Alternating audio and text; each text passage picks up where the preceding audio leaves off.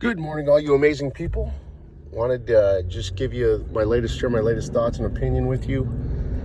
There's not a lot of facts coming out. All the most of the information news coming out is all based on demonstrations. You know, they're squawking a little bit, talking about replacing a few of the government ministers and so forth. We'll see if that actually happens, though. Remember, 2 Tuesdays ago, roughly a week and a half ago, I actually told you, in my opinion, that they weren't going to do anything with Mahdi.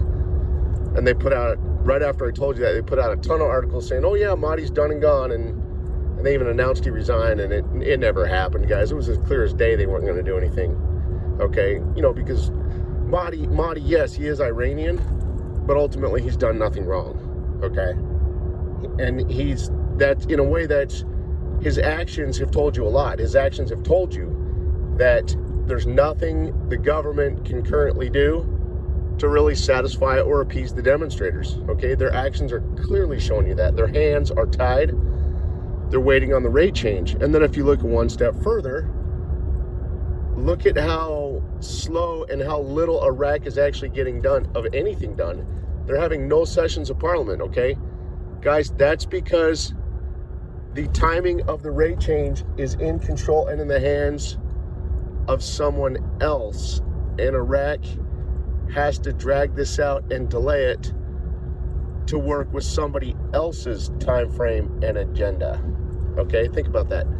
Now, let's review what Iraq has done this whole year, okay? From January to June, Iraq worked on reconstruction trade agreements, okay? Both reconstruction and trade agreements are post-rate change events.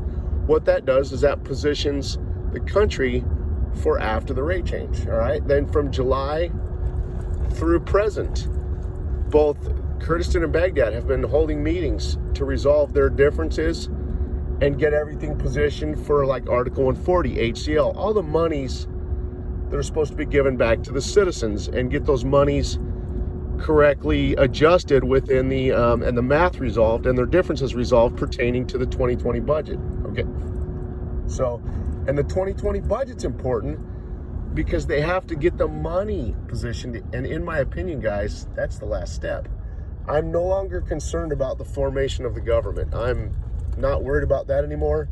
Reason why, guys, is, remember I told you over the weekend, look at how fast they put in the Minister of Education. They literally, out of nowhere, at the blink of an eye, put the Minister of Education in, and they didn't even have any more differences. They just pulled them out of thin air. What that tells me, guys, is they're playing a lot of games in the media. They pretty much already have the government done, but due to the demonstrations, they had to speed up the formation of the government, get it done. And guys, another thing, notice how they said that the back wall and the proxies was October 24th, and they told us that around the beginning of October. And notice how they haven't even brought it up or spoken about it again. Okay, guys? In my opinion, the government's done. I wouldn't worry about it anymore. I'm not concerned about it anymore. In my opinion, the last step right now is the approval process of the 2020 budget. And they already told you in an article I did for you guys last Wednesday that they have to have that transparency, guys. That's due to the corruption that they've had over the last, probably 20 years with former corrupt political figures. Iraq had one of the most corrupt countries and governments in the world, okay? So they had to they have to have that transparency in there so that the 2020 budget and all those monies are under a microscope and they have accountability in place, okay?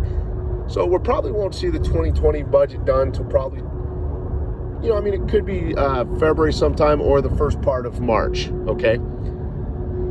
So, and then those are Iraq's actions there. They very clearly showed you they've set the stage for this. But what about, who's in charge?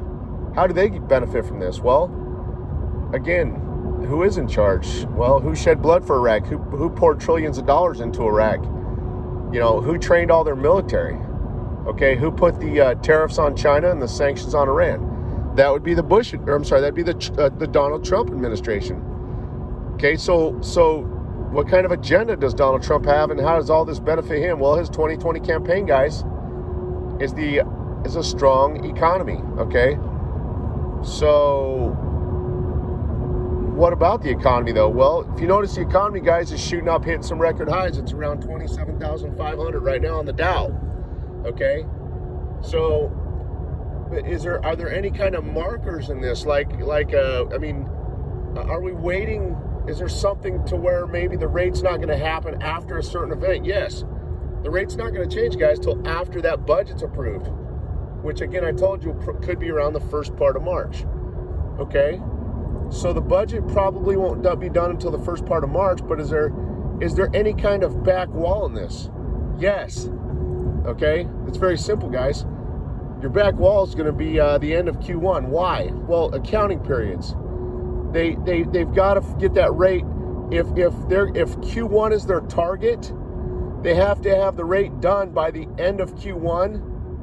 Okay, to be able to walk into Q2 with the new rate, guys. Accounting periods have everything to do with this because it's the movement of a very large amount of money. Okay, so again, if they plan to change the rate in Q1, they have to get it done by the end of Q1 so they can walk into Q2 with a new rate in hand. Notice I'm not giving you a date. I'm just laying out scenarios for you, okay? So anyway, guys, that's where we're standing. We're kind of looking for the U.S. financial markets to probably shoot up, hit some record highs, maybe around the middle of March. If Q1's our time frame, we'll see the U.S. financial markets probably shoot up, hit some first-time new record highs. Maybe see the Dow around 28,000 points.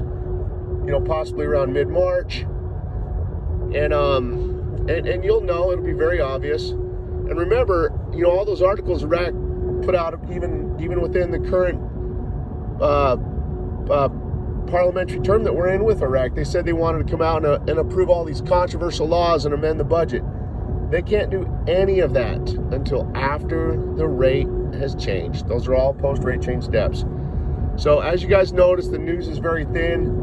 There's literally just not a lot to share with you guys. I mean, other than demonstrations, nothing else is happening in Iraq. We don't even have a date for the first reading of the budget, okay? They might not do that until possibly now late November or the first part of December. Don't forget, they usually take a 30-day break from 12/15 to 1/15, okay? So, and guys, don't be discouraged by that. That's all by design. Like I was trying to tell you in the first part of this video, that they're literally waiting on somebody else's agenda to change that rate, okay? They're waiting on somebody else's time frame or timing that works best for another person. That's why this is being dragged out. It's not that Iraq, Iraq just can't do it or whatever. It's very simple. Somebody else is in charge, has an agenda. It's the Trump administration, guys, and that's what we're waiting on, okay? You guys have an amazing day. God bless every single one of you, and take care. Bye-bye.